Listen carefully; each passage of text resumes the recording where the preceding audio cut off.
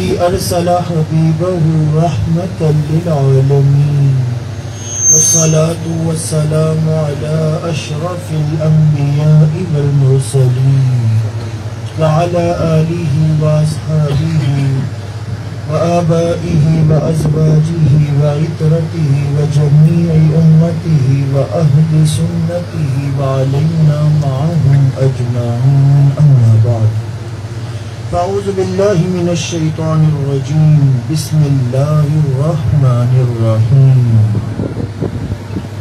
محمد رسول الله والذين معه صدق الله مولانا العظيم إن التياري حسبا يوما إلى أرض الحرم بلغ سلامي روزة فيها النبي المحترم من وجهه شمس الضحى من خده بدر الدجى من ذاته نور العلا من كفه بحر الهمم يا رحمة للعالمين أدرك لزين العابدين محبوس أيدي الظالمين في الموكب والمزدحم وہ جن کے لیے محفل کونین سجی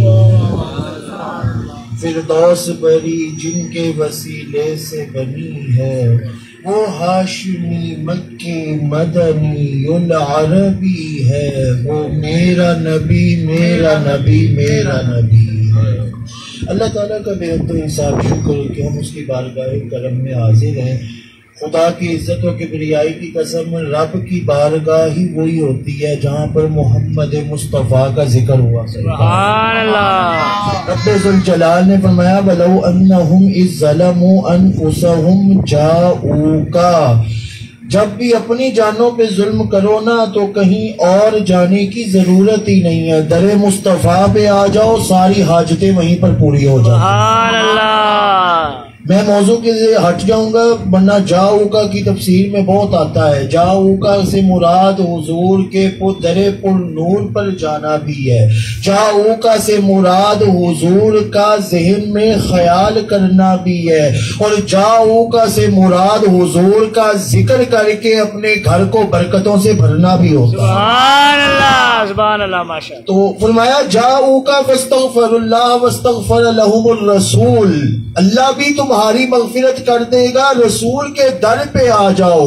اگلے لفظ بڑی خاص ہے، فرمایا لَوَجَدُ اللَّهِ، وجد کا مطلب ہوتا ہے پالو گے، لَوَجَدُ اللَّهِ ضرور پالو گے۔ کس کو پالو گے؟ مولا کو حاصل کر لو۔ سبحان اللہ۔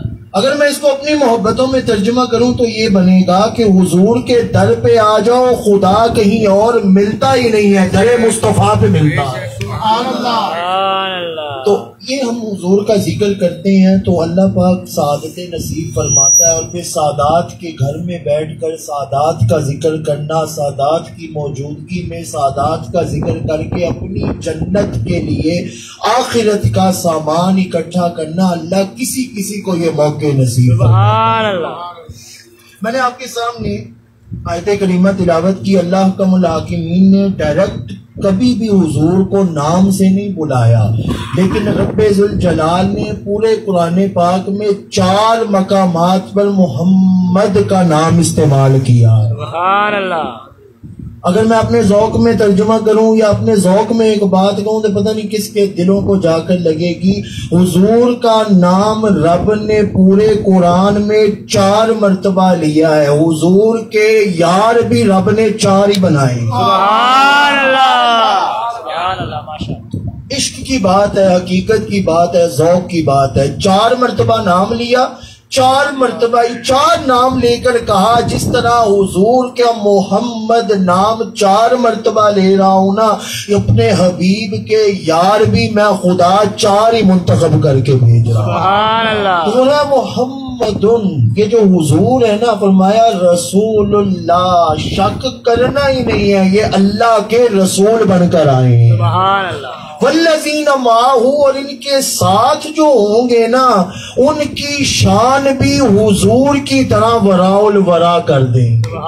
اب وہ وراء الورا شان کیسے ہوتی ہے؟ وہ ایسے ہوتی ہے کہ امام بخاری رحمت اللہ تعالی علیہ ان کے بھی استاد ہیں، امام مسلم رحمت اللہ تعالی علیہ ان کے بھی استاد ہیں، اور امام ابو داؤد رحمت اللہ تعالی علیہ ان کے بھی استاد ہیں۔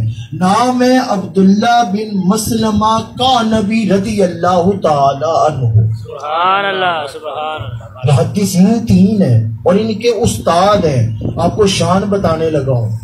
عبداللہ بن مسلمہ قعنبی نا گھر پہ عیاشی کا اڈا چل رہا ہے، فحاشی کا اڈا بنا ہوا ہے، ناچ گانا ہو رہا ہے، لغو باتیں ہو رہی ہیں، بیہودہ گفتگو ہو رہی ہے۔ عبداللہ بن مسلمہ قعنبی خود بیان کرتے ہیں، کہتے ہیں یہ سارا منظر چل رہا ہے، باہر سے نا ایک اللہ والے گزرے، کہتے ہم 4-5 دوست بیٹھے ہوئے تھے۔ عبداللہ بن مسلمہ قعنبی کہتے ہیں میں بھی جوان تھا، میں نے نا دوستوں سے مذاق میں پوچھا، میں کہا یہ کون جا رہے ہیں؟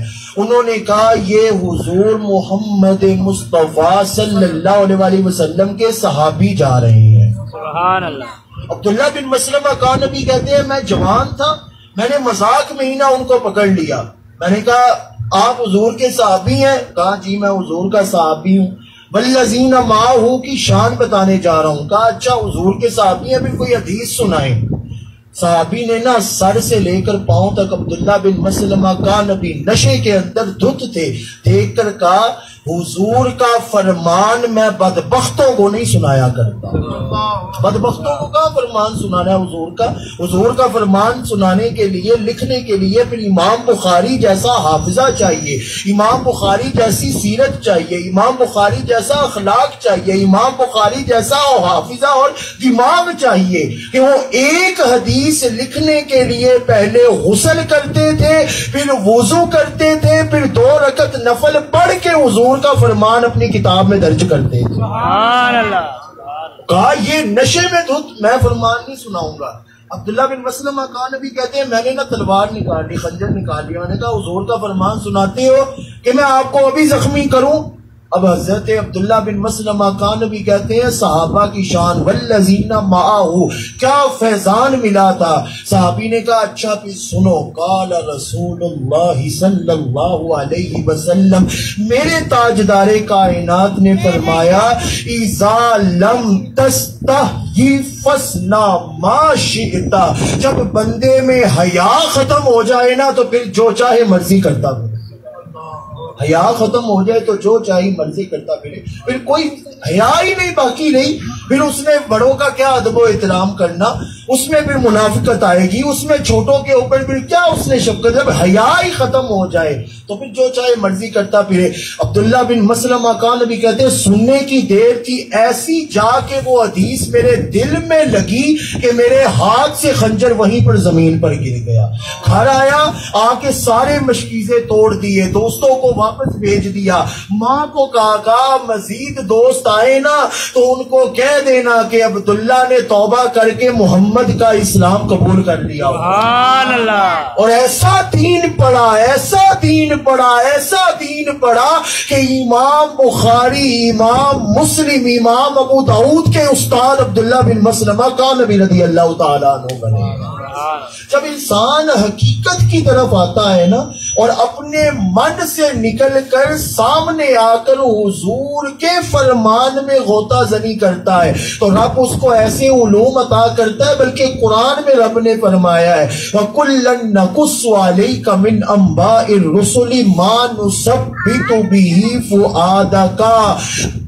حضور یہ جو ہم نبیوں کا ذکر کرتے ہیں نا یا رسول اللہ، یہ جو ہم حضرت موسیٰ کا ذکر کرتے ہیں، حضرت عیسیٰ کا ذکر کرتے ہیں، حضرت اسماعیل کی چھری کا ذکر کرتے ہیں، حضرت صالح کی اونٹنی کا ذکر کرتے ہیں، حضرت موسیٰ کی قوم پر اترنے والے کیڑے مکوڑوں کے عذاب کا ذکر، ان کی سیرت کا ذکر نبیوں کی جو ہم کرتے ہیں نا، یہ اسی لیے نہیں کرتے کہ یہ صرف کہانیاں ہیں۔ مان نثبت به فؤادک، حضور یہ ذکر کر کے ہم مومن کے دلوں کو مزید پختگی عطا کر دیتے ہیں۔ اب ان نبیوں کا ذکر مومن کے دل کو پختگی عطا کرے تو نبیوں کے سردار محمد مصطفیٰ کے ذکر کا مقام و مرتبہ کیا ہوگا؟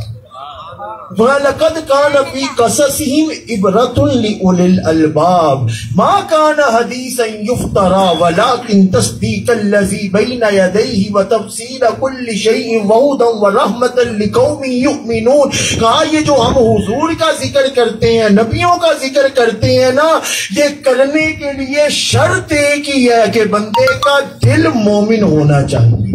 جب دل مومن ہونا تو پھر حضور کا ذکر بھی ہوتا ہے. میں سادات کے گھر کی موجودگی کا فائدہ اٹھاتے ہوئے سادات کی مجلس ایک واقعہ سنا کر اپنی گفتگو کو مکمل کرتا ہوں. آپ کو بتاؤں سادات کی نسبت کیا ہوتی ہے. سادات تو اتنی عظیم ہستیاں ہیں کہ سادات کی خدمت کرے نا تو رب ایسے دروازے کھول دیتا ہے جو انسان کے وہم و گمان میں بھی نہیں ہوتے. ایسے ایسے دروازے کھل جاتے ہیں. ایک مکہ کے رہنے والے تھے، نام ہے ان کا حضرت ربیع بن سلیمان رضی اللہ تعالی عنہ. آپ نے نا بڑی مشکل سے پیسے جوڑے اور جوڑ کے نا آپ نے کہا کہ میں نے نا حج کرنا ہے، حج پہ جانا ہے، حج کروں گا میں. حج کے لیے پیسے جوڑے، سارے پیسے جوڑ لیے. حضور کا در پر نور بھی دیکھوں گا، آقا کریم کی سنہری جاریہ بھی دیکھوں گا، خانہ کعبہ کا طواف بھی کروں گا، عرفات کیا پھر مکہ و مینا سارا کچھ دیکھوں گا. پیسے جوڑ لیے. جوڑ کے نا اب بازار سے احرام خریدنے کے لیے گئے. احرام خرید کر واپس آ رہے نا تو دیکھا ایک خاتون جنگل کی طرف جا رہی ہے. اس کو شیخ اکبر محی الدین ابن العربی رحمت اللہ تعالی علیہ نے اپنی کتاب الفصوص الحکم کے اندر نقل کیا ہے. جنگل کی طرف جا رہی ہے، آپ نہ چپ کر کے نہ پیچھے پیچھے چلنا شروع ہو گئے. کہا دیکھو اسے جاتی کہاں ہے. وہ خاتون جنگل میں گئی، وہاں پر نا ایک مردار خچر مرا پڑا تھا. اس نے اس کا گوشت اٹھایا، اٹھا کر اس کو کلیکٹ کیا، شاپر میں ڈالا، جو بھی تھیلی اس کے پاس موجود تھی لے کے چل پڑی. ربیع بن سلیمان پیچھے پیچھے جا رہے ہیں. جب گھر تک پہنچے نا ربیع بن سلیمان سے رہا نہیں گیا، طلب کرنا اس کو روک کر کہتے بی بی یہ تو بتاؤ یہ سارا ماجرا کیا ہے. اس نے پہلی بات ہی کی نا تو ربیع بن سلیمان کی چیخیں نکل گئیں. اس نے تڑپ کر کہا میں سید ذاتی ہوں. میں کیا ہوں؟ سید ذاتی ہوں، سید ذاتی. کہا یہ عالم کہاں سے آ گیا کہ مردار خچر اور یہ گھر کی طرف لے کر جا رہی ہو، سید ذاتی یہ کھائے گی. کہا ہمارے گھر میں اتنے فاقے ہیں کہ شوہر کا انتقال ہو گیا ہے، بچے بھوک سے مر رہے ہیں اور بچوں کا عالم یہ ہے کہ بلک رہے ہیں، ان قریب ہے کہ موت ہو جائے گی. تو کہیں سے تو کوئی چارہ ہو تو میں خچر کا گوشت لے کے جا. ربیع بن سلیمان سے راہ نہیں گیا. کہا مولا حج پھر کر لا گے، آج سیدہ دی خدمت لے بچ لگ جائے گا، حج پھر ہو جائے گا. حج کی کیا ہے، تیرے گھر کا طواف پھر کر لیں گے، ابھی سید زادوں کی خدمت کرنی ہے. گھر میں گئے، جتنی جمع پونجی حج کی اکٹھی کی تھی، قافلے کی اکٹھی کی، لا کر سید زادی کے حوالے کر کے کہا یہ رکھو، اور بھی ضرورت ہونا تو مانگ لینا، میں وہ بھی لا کر تمہاری خدمت میں پیش کر دوں. سید زادی نے دعا دے دی. قافلہ حج کا چلا گیا. ربیع بن سلیمان رات کو سوتے وقت نا انسان کے ذہن میں خیالات آتے ہیں. رات کو بستر پر لیٹے نا تو ذہن میں خیال آیا. کہا سارا قافلہ حج کا چلا گیا، اچانک بلاوا آئے تو خوشی کا عالم اور ہوتا ہے. سارا سال تیاری کر کے اگر بندہ کسی وجہ سے رہ جائے تو وہ جو غم ہوتا ہے اس کا بھی ایک الگ ہی جو ہے نا، بندہ چین نہیں آتا بندے کو. کہا میں نے سارا سال کی محنت جمع پونجی اکٹھی کی اور وہ ساری سید زادی کو دے دی، اب میں حج میں کیسے جاؤں گا.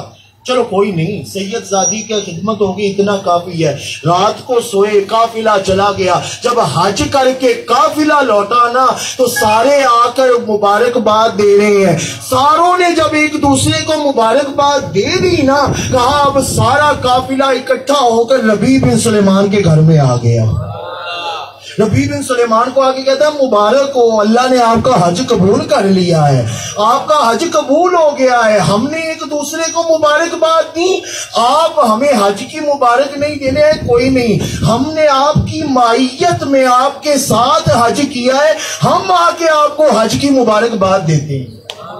ربیع بن سلیمان بڑے حیران ہوئے، کہتے ہیں میں حج کے لیے، اب لوگ آ رہے ہیں، ہاتھ پکڑ رہے ہیں، مبارکباد دے رہے ہیں، ربیع بن سلیمان کہتے ہیں میں تو حج پہ گیا ہی نہیں۔ کہتے کیسی بات کر رہے ہیں، عرفات میں ہم اکٹھے ہی تو گزر رہے تھے، مکہ کا اکٹھے ہی تو ہم طواف کر رہے تھے، صفا و مروہ کے درمیان اکٹھے ہی تو صحیح کر رہے تھے، حضور کے درے پر نور پر اکٹھے ہی تو ہم نے صلاۃ و سلام پیش کیا ہوا ہے۔ ربیع بن سلیمان حیران ہو کر رہ گئے ہیں، کہتے ہیں کیا مجھے سمجھ نہیں آ رہی۔ کہا حضور اس سے بڑھ کر اور نشانی کیا ہوگی، 600 سونے کی اشرفیوں کی تھیلی آپ نے ہمیں امانت کے طور پہ دی تھی کہ جب واپس گھر لوٹیں گے تو یہ آپ میرے حوالے کر دینا، یہ 600 اشرفیاں سونے کی یہ تھیلی۔ ربیع بن سلیمان نے پکڑ لی، کہا یہ سب میرے لیے۔ رات کو سوئے خواب میں بخت جاگے محمد مصطفیٰ آ گئے۔ آقا کریم نے آ کر کہا سید ذاتی کی خدمت کی تھی نا، رب کو یہ عمل اتنا پسند آیا ہے، اتنا پسند آیا ہے کہ رب ذوالجلال نے تیری شکل کا فرشتہ بنا کر اس کو حج کے اوپر لگا دیا تھا۔ تیری شکل کا فرشتہ وہ حج کر رہا ہے، اور رب نے اس کو کہا حج تو کر، جتنا ثواب ہے میں ربیع بن سلیمان کے نامہ اعمال میں منتقل کرتا چلا گیا۔ اور یہ جو تجھے سونے کی اشرفیوں کی تھیلی ملی ہے نا، یہ بھی اس فرشتے نے ان کو دی تھی اور امانت کہہ کر دی تھی۔ ان کو لگا ربیع ہے، جا کر اس کو تھیلی دے دیں گے۔ وہ ربیع ان کے ساتھ حج نہیں کر رہا تھا، وہ اللہ کا فرشتہ تھا جو حج کے فرائض سر انجام دے رہا تھا۔ اس بات پر میری گفتگو مکمل۔ وہ کہتے ہیں نا کہ محبتوں کا ایک انوکھا انداز ہوتا ہے شادی قبلہ، ایک مرتبہ محبت سے سبحان اللہ کہہ رہے ہیں، ذرا ایک مرتبہ تڑپ سے سبحان اللہ کہہ رہے ہیں۔ اس بات کو اگر میں بیان دل کر رہا ہے میرا کر دوں، لیکن آپ ایک مرتبہ ذرا محبت سے سبحان اللہ کہہ دیں تو میں بیان کر دیتا ہوں۔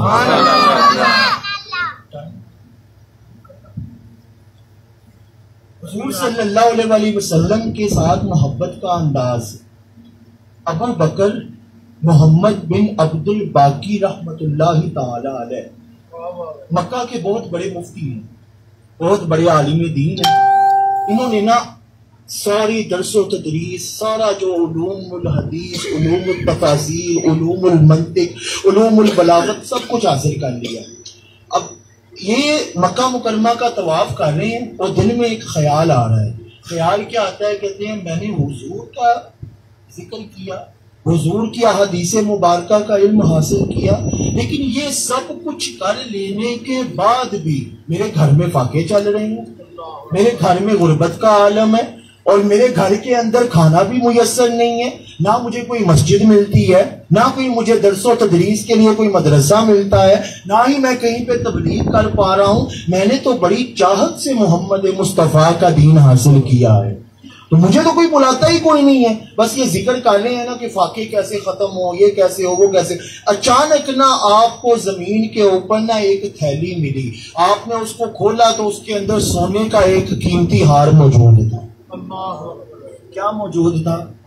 سونے کا نا ایک قیمتی ہار موجود تھا۔ ابو بکر محمد بن عبد الباقی کہتے ہیں میں نے نا وہ سونے کا ہار جب دیکھا نا مجھے بڑی خوشی ہوئی۔ میں نے کہا اب تو وارے نیارے ہو گئے، اب تو میرے سارے گھر کے مسائل بھی حل ہو جائیں گے۔ خوشی سے نا آپ نے اللہ کا شکر ادا کیا، شکرانے کے 2 نفل ادا کیے۔ ابھی آپ یہ سوچ ہی رہے تھے کہ اب گھر کے حالات بہتر ہو جائیں گے، اچانک ایک بزرگ بابا جی کی آواز آئی، ہے کوئی اللہ کا بندہ جو میرا گما ہوا قیمتی سونے کا ہار مجھے واپس لوٹا دے؟ اور وہ بابا جی بھی نابینا ہیں، ان کو نظر بھی کچھ نہیں آتا۔ ابو بکر محمد بن عبد الباقی کہتے ہیں یہ کیا بات ہوئی، ابھی میرے پاس خوشی آئی ہے اور اچانک ہی اب وہ آ گئے ہیں جن کا ہار ہے۔ تو پہلے دل میں آیا کہ رکھ لیتا ہوں، پھر دل میں آیا کہ نہیں رکھنا نہیں ہے، جنہ دا دین پڑھیا انہوں نے ہے تعلیم تے کبھی بھی نہیں سکھائی۔ لا دین لمن لا عہد لا، کہ وعدہ کرے تے وعدہ خلافی نہ کرے مومن نہیں ہوندا۔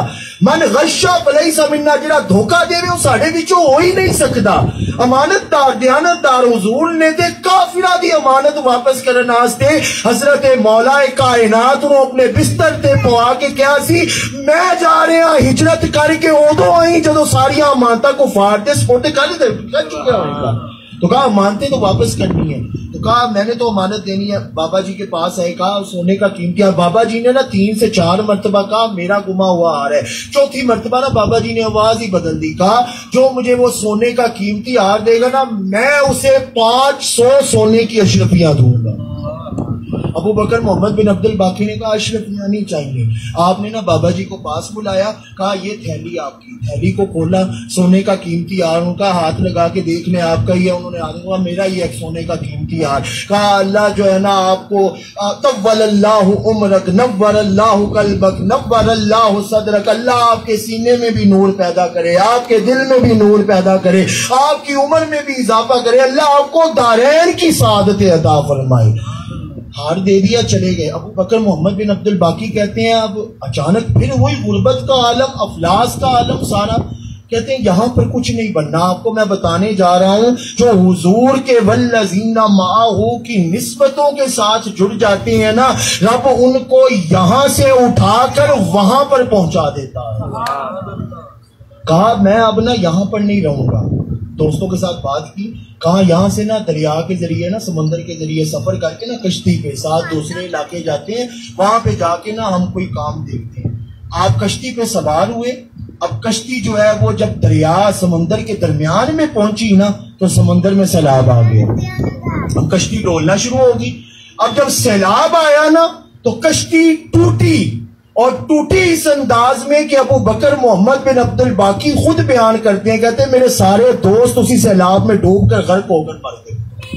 کہتے ہیں میں نے نا وہ جو ایک پھٹا نہیں ہوتا جو لکڑی کا, اس کو میں نے ایسی سہارا لیا اور میں اس کے اوپر چڑھ گیا, اور کسی طرح نا میں کسی دریا کے کنارے پر پہنچ جاؤں, میری جان بچ جائے. کہتے ہیں میں کرتے کرتے صحرا دریا کے کنارے پر کسی جگہ پر پہنچا, ادھر اتر کر میں نے اللہ کا شکر ادا کیا, میری جان بچی ہے. بھاگ کر میں آگے اندر گیا, آگے دیکھا تو ایک مسجد موجود تھی. میں نے مسجد میں جا کر سر سجدے میں رکھ کر 2 شکرانے کے نفل ادا کیے, اور بعد میں کہتے ہیں میں نے قرآن کھول کرنا رو رو کر آنکھیں بند کر کے قرآن کی تلاوت کرنا شروع کر دیا. جان بچ گئی. ابو بکر محمد بن عبد الباقی کی رو رو کر قرآن کی تلاوت کر رہے ہیں. کہتے جب تلاوت میری مکمل ہوئی نا اور میں نے آنکھیں کھول لی تو سارے علاقے کے لوگ مسجد کے باہر کھڑے ہو کر میرا قرآن سن رہے تھے. سبحان اللہ, ایک بابا طرف سے بول دینا سبحان اللہ. سبحان اللہ. کہتے سارے قرآن تلاوت سن رہے ہیں. کہتے ہیں میں نے جب دیکھا نا سارے لوگ جمع ہے, ان کا حضور گل پتہ کیجے اج تو پہلا کسی نے سانو اینی تڑپ دے نال قرآن پڑھ کے ہی نہیں سنایا. اینی رکت دے نال تسی قرآن پڑھدے ہو, خشیت دے نال قرآن پڑھدے ہو, تہاڈی اکھاں وچ اتھرو آ رہے ہیں کہ سب کچھ ہوگا, آنسو بھی ہیں. کہا آپ ایسا کیوں نہیں کرتے, آپ نا ہمیں یہاں پر قرآن پڑھا دیا کرے, ہم آپ کی خدمت کر دیا کریں گے. اور وہ جو ہار کی قیمت تھی نا جو آج پاکستانی کرے نا تو لاکھوں میں بنتی ہے, کہا اس سے ڈبل قیمت تنخواہ انہوں نے ابو بکر کی وہاں پر مقرر کر دی. وہاں پر درس و تدریس کا کام شروع ہو گیا. 4 سال گزر گئے, گھر کے فاقے بھی ختم ہو گئے. 4 سال کے بعد نا سارا مجمع پھر اکٹھا ہو کر علاقے کا آ گیا. کہتے ہیں حضور اگر آپ نظر کرم فرمائیں, تھوڑی سی شفقت فرمائیں, یہاں پر نا ایک عالم دین رہتے تھے. وہ عالم دین کا نا یہاں پر پاس ہی ایک مدرسہ تھا, بلڈنگ بند پڑی ہوئی ہے. اگر آپ جا کر ایک مرتبہ وزٹ کر کے دیکھ لیں, آپ کو پسند آ جائے گی, جا کر سارا معائنہ کر لیں. اگر آپ کو لگے کہ یہ ٹھیک ہے تو بچوں کی جتنی تعداد بڑھتی جا رہی ہے آپ وہاں پر بھی درس و تدریس کا کام شروع کر دیں. کہتے چلے ٹھیک ہے آ جاتے ہیں. گئے, جا کر بلڈنگ دیکھی, سارا دیکھا, معائنہ کیا, کہا ٹھیک ہے یہ بلڈنگ بھی اوکے ہے, یہاں پر میں درس و تدریس کا نئے اساتذہ کو رکھ لیا, نئے ٹیچرز کو رکھ لیا, درس و تدریس کا کام وہاں پر بھی ابو بکر نے شروع کر دیا. اب وہاں پر بھی کام شروع ہو رہا ہے. یکا یک اب درس و تدریس کا آغاز, بچوں کی تعداد میں اضافہ, ہزاروں کے اندر آ کر بچے علوم القرآن پڑھ رہے ہیں, علوم الحدیث پڑھ رہے ہیں. 4-5 سال گزرے نا, ابو بکر محمد بن عبد الباقی کہتے ہیں پھر سارا علاقے کے لوگ اکٹھے ہو کر آ گئے. انہوں نے آ کر کہا حضور وہ جو عالم دین تھے نا جو انتقال کر گئے تھے، جن کا مدرسہ ہے، میں آپ کو کوئی قصہ کہانی نہیں سنا رہا، آپ جا کر خود سرچ کر کے دیکھ لیں۔ ابو بکر محمد بن عبد الباقی کا ایسا دور تھا کہ مکہ میں کوئی جا کر پوچھتا تھا نا کہ مکہ کا سب سے بڑا مفتی کون ہے، تو وہ کہتے تھے ابو بکر محمد بن عبد الباقی رضی اللہ تعالیٰ عنہ۔ تو کہتے ہیں 4-5 سال بعد نا اپنے علاقے کے لوگ اکٹھے ہو کر آگے کہنے لگے حضور وہ عالم دین جو انتقال کر گئے نے نا، انہوں نے ایک بیٹی ہے صاحبزادی، کہ عالم دین تھے، عالم دین کی بیٹی ہے، تو ہم چاہتے ہیں اس کا نکاح بھی کسی عالم دین کے ساتھ ہو جائے، تو آپ اگر شفقت فرمائیں، اگر آپ کو اعتراض نہ ہو تو آپ نکاح کر لیں۔ نکاح ہو گیا۔ جب شادی والی رات ابو بکر محمد بن عبد الباقی گئے نا، تو ابو بکر محمد بن عبد الباقی کہتے ہیں میں نے وہی ہار جو مکے کی گلیوں میں تھا نا، وہ میں نے اس کو وہاں پر پہنے ہوئے اپنی آنکھوں سے دیکھا۔ کہتے ہیں میں ٹک ٹکی باندھ کر ہار کو دیکھتا جا رہا ہوں، آنکھوں سے آنسو جاری ہیں۔ کہتے ہیں میری بیوی نے مجھے کہا، جس کے ساتھ نکاح ہوا، کہا آپ کو ہار بڑا پسند آ گیا۔ کہتی ہیں تو میں آپ کو ہار اتار کے دیکھا، بات ہار کی نہیں ہے، اللہ والوں کی نشانی بتانے جا رہا ہوں۔ یہ نہیں کہا یہی ہار میں نے دیکھا، کہا نہ، کہا اس جیسا ہار مجھے مکے کی گلیوں میں ملا تھا۔ ایک بزرگ نابینا بابا جی آ گئے تھے، انہوں نے کہا تھا یہ ہار میرا ہے، میں نے اللہ کی رضا کی خاطر یہ ہار ان کو واپس کیا تھا۔ مجھے وہ سارا منظر یاد آ رہا ہے، کہاں سے پہنچ کر کہاں پر اللہ نے پہنچایا ہے۔ وہ بھی رونے لگی، کہا اب تم کیوں رو رہی ہو؟ کہا یہ سارے علاقے کی جتنی مارکیٹیں، جتنی دکانیں ہیں نا، ان سب کی مالکن میں ہوں۔ یہ ہار جہاں پر بنتے ہیں وہاں کی مالکن میں ہوں۔ اور کہا اس سے بڑھ کر، اس نے کہا پھر کیوں رو رہے ہو، مالکن ہو، اس میں رونے والی کیا بات؟ کہا یہ جو آپ بزرگ بابا جی کی بات کر رہے ہیں نا، یہ اور کوئی نہیں، میرے والد محترم تھے۔ کہتے ہیں جب آپ نے ان کو ہار واپس کیا تھا نا، روز آ کر عشاء کی نماز پڑھ لیتے، نوافل پڑھتے رہتے، میں سو جاتی، صبح تہجد کے وقت میری آنکھ کھلتی تو بابا جی نا، میرے بابا جی ہاتھ اٹھا کر کہتے مولا تہجد میں وہ جو مکے کی گلیوں میں مجھے نوجوان ملا تھا نا، جو بڑا ہی امانت دار تھا، اس جیسا کوئی امانت دار میری بیٹی کے نصیب میں کرنا، رب اتنا مہربان ہے، اس جیسا نہیں وہی لا کر میری قسمت کے اندر کھڑا کر۔ سبحان اللہ۔ جب انسان کا رشتہ ساری لغویات، فحاشی و عریانی سے کٹ کر محمد مصطفیٰ کے ساتھ جڑ جائے، والذین معہ کے ساتھ جڑ جائے، تو پھر اشداء علی الکفار بھی بن جاتا ہے، رحماء بینہم بھی بن جاتا ہے، تراہم رکعا سجدا کا بھی مقام ملتا ہے، اور پھر ایسا مقام ملتا ہے کہ رب بروز قیامت کہے گا ان کلے جنت نہیں جانا، 70,000 بندے جنہاں نو پہچان دے ہو انگلی پھاڑ کے اپنے نال جنت چلے گئے۔ ان اشعار پر میری گفتگو مکمل کہ دیکھنے کو یا محمد یوں تو کیا دیکھا نہیں، ہاں مگر محبوب کوئی آپ سا دیکھا نہیں، ایک سے ایک بڑھ کر ہنسی دیکھے مگر یا مصطفیٰ، تم سے بڑھ کر حسن والا دوسرا دیکھا نہیں، نیم کا پردہ اٹھا کر وہ نگاہ شوق سے، نیم کا پردہ اٹھا کر وہ نگاہ شوق سے، مصطفیٰ کو دیکھ لے جس نے خدا دیکھا نہیں، اور میں تو کر سکتا نہیں جنت کی باتیں شوق سے، وہ کرے جس نے دیار مصطفیٰ دیکھا نہیں۔ اللہ پاک ہم سب کو مدینہ منورہ کی حاضری سادات کی نسبتوں سے نصیب فرمائے۔